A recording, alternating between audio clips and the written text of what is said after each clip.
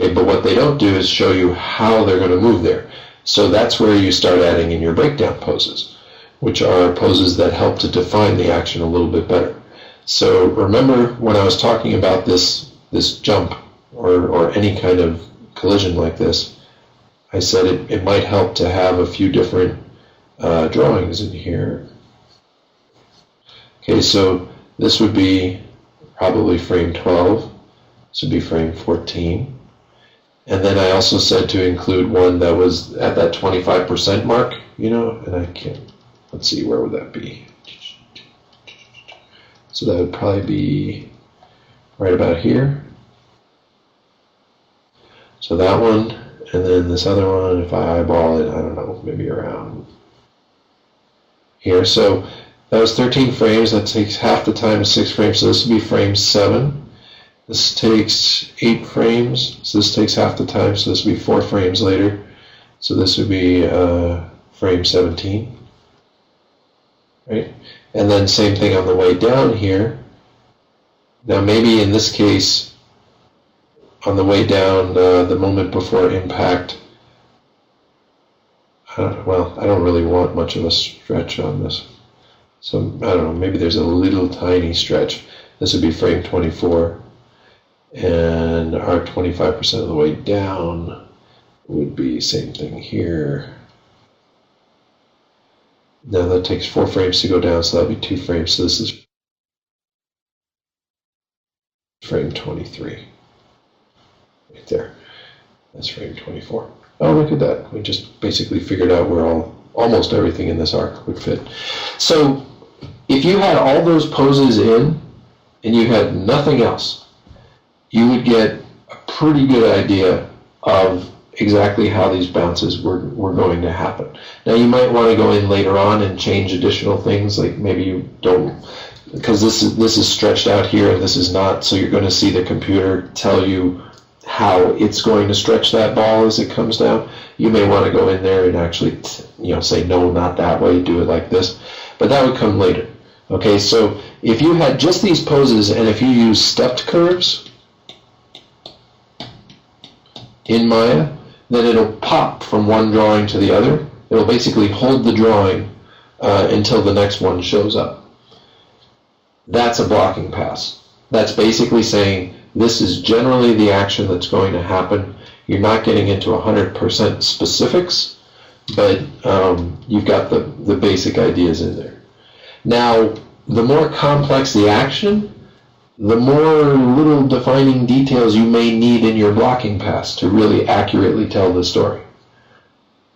Okay? So if you've got rotations that you want the balls to be going through, well, that's going to take a little more time. You're going to, if there's that stripe on the ball and you really want to know which way the stripe's going, well, you're going to have to put that into the poses and stuff. If you've got collisions that take place, okay, it's not enough just to see the moment of collision and then have them be, on opposite sides of the wall. You're not really going to feel how that collision happened. So, you're going to want to see the arcs that result from that collision. What else? Now, you can also have a blocking pass. You don't have to use step curves if you don't want to. I think it's a good way to start because it really makes you think hard about how you want to position things. But if you want to test out your animation, you can also leave it on linear or spline curves. Okay, and just know though, if you use either of these, it's not going to look right because you haven't gone in and done 100% of your animation on it. So it'll look what we call mushy. It'll look computery, probably. Okay, but that's another valid way to block things out if you want to. Some people prefer it that way. Is that okay? Any questions on that?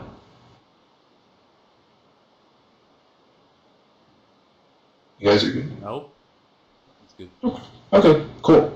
So for this weekend, get at least a blocking pass. Do more if you can. That would be great. I would recommend, as you're doing the assignment, you might want to start with the heaviest ball. Now, it depends, because maybe you want the heavy ball to drop on something else, but since the heaviest ball is going to be the bowling ball, and the other two balls are so light that their movement really doesn't usually affect the movement of the bowling ball, unless you're planning something where it does. Sometimes it helps to do the bowling ball's path first. That way you can then go in and you can make the other balls react to the bowling ball. Because if the beach ball's path intersects the bowling ball's path, well, then you're definitely going to get a collision. But if you had planned out the entire action of the beach ball first, and then you say, no, it hits the bowling ball, oh no, it ruins the rest of my animation, why did I do that? You know, that's why it makes more sense to start with the heavier one.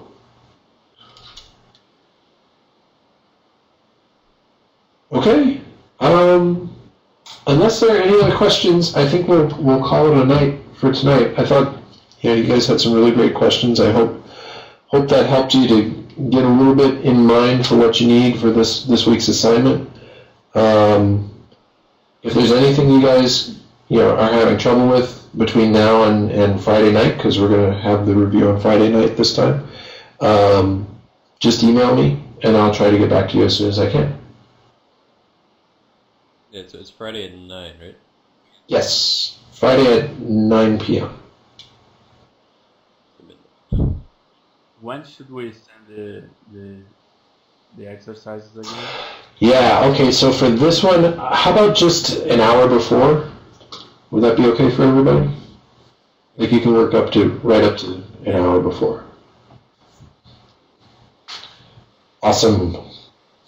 Okay, well, thank you guys.